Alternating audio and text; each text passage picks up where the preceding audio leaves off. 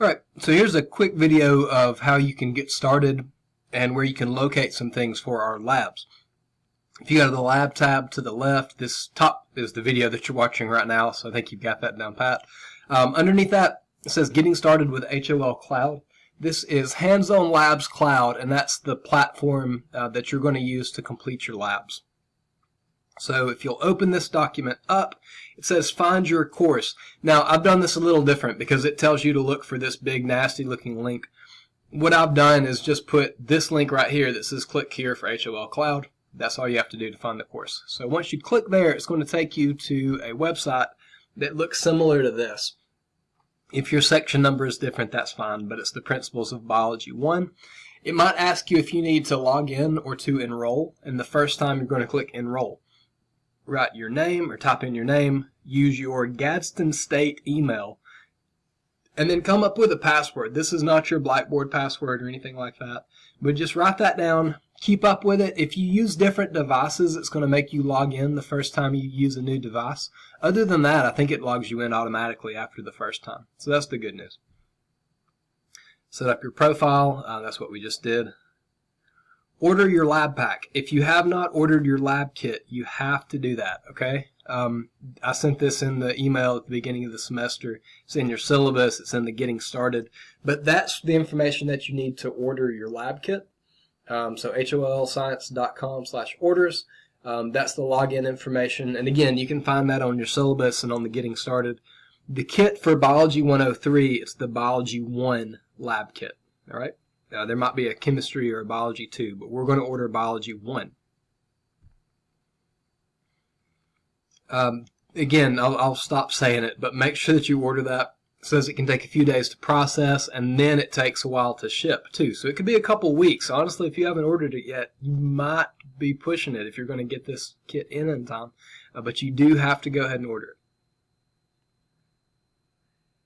Access your course. So once you have logged on, you filled out all of this, it's going to take you to a website that looks really similar to this. Now yours is probably just going to have one of these, Biology 1, and then whatever your section is. When you click to that course, you will not see this. Student view, your website is going to look similar to this. So it's got a list of all the lessons, okay? Alright, to start off, the first two things you have to do, I would go ahead and do these like as soon as you're done watching this video if you have some free time. There's a couple prerequisite labs, or not really labs, but prerequisite lessons that it wants you to do just to make sure that you're familiar with how to use this. Alright, okay, good news, it does not take 2 hours to do the experiment here. I don't know what they were thinking. But you're always going to have an exploration which has a background information or some instructions. A lot of times it's going to review what we have talked about in class. On this one, it's just telling you how their labs are set up, how to print information, how to contact them if you need that. Then it's going to take you to the experimentation section, and this is where you're actually going to do the lab. So it tells you the objectives, tells you any material that you need to provide. So in this one, it's just pen and pencil and a sheet of paper. And then the exercise is the actual instructions for what you're going to do. Right? Again, this one is not a real experiment. It's just making sure that you can use this website. So read through the instructions, but it's going to make sure that you can enter information into the data tables.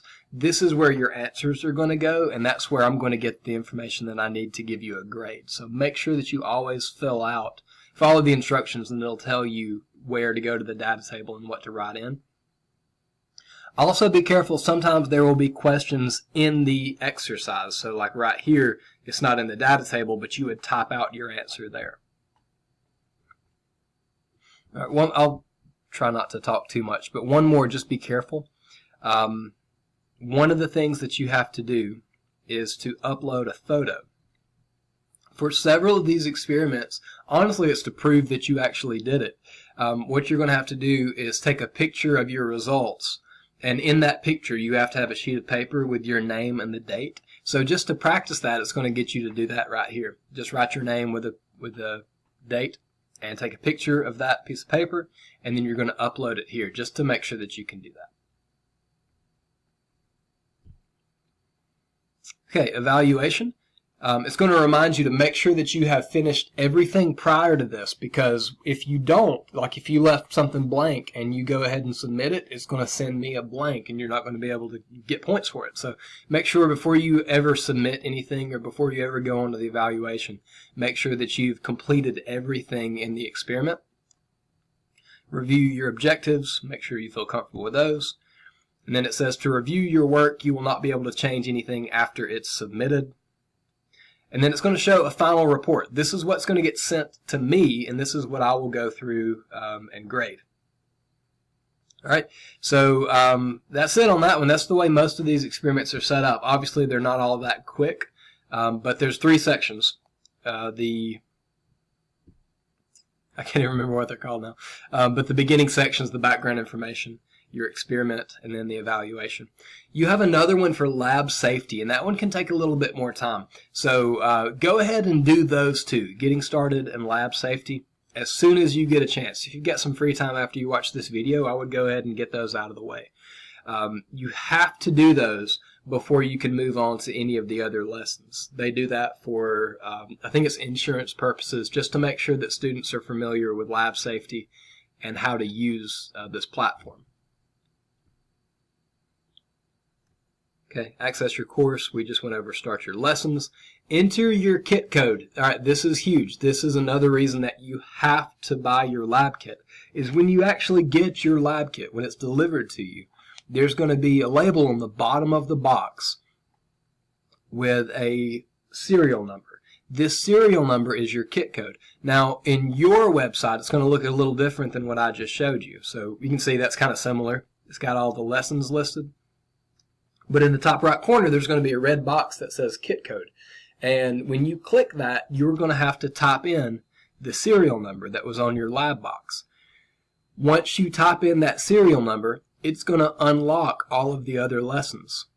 So all these lessons down here, the ones that I'm actually going to grade and give you points for, you have to enter your kit code before you can even enter those. All right? So if you haven't bought a lab kit, you're not going to be able to submit anything and you can't get credit for it. You can't get any points. All right?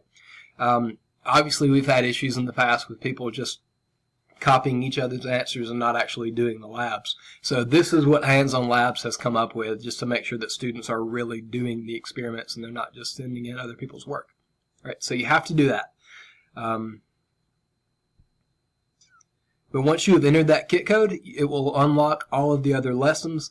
I'm going to send you a reminder on Blackboard. I'll do those checklist checklist announcements. And I'll tell you like the due dates for what the upcoming labs are. Another thing, last thing that you can find that'll be really helpful is down here where it says the experiments list. If you will click on that and open it up, what it's going to do is it's going to show you a list of the experiments. It's going to tell you the date that that experiment is due. It's going to give you an estimate for how much time you need to complete it. This is the estimate that Hands-On Labs uses. For some students, it doesn't take that long. For some, it might even take longer. And it's going to give you a list of materials that you need. All right? So not everything is in your lab kit. A huge majority of it is. And anything that might be hard to find, they provided you with that. But sometimes you might need to provide some materials. Like this one, it's just a pen and pencil. I know in one later on you have to provide like milk and potatoes for some chemical experiments. They obviously couldn't ship you a potato because it would go bad by the time you got it. All right, so what I would do is print this off, keep it somewhere near where you're doing all of your work in this class. That way you can kind of remind yourself and look ahead of time and say, oh, I might need to get this material before a lab is due. That way you're not, 5 minutes to midnight trying to wrap up your lab and realize that you don't have any plastic spoons in your house. Okay, so that's it. If you've got any questions, let me know. Just kind of get started on this as soon as you can, especially that getting started and the lab safety. I would go ahead and do that now, and then later on you can start working on the real labs. All right? So thanks, and again, let me know if you have any questions.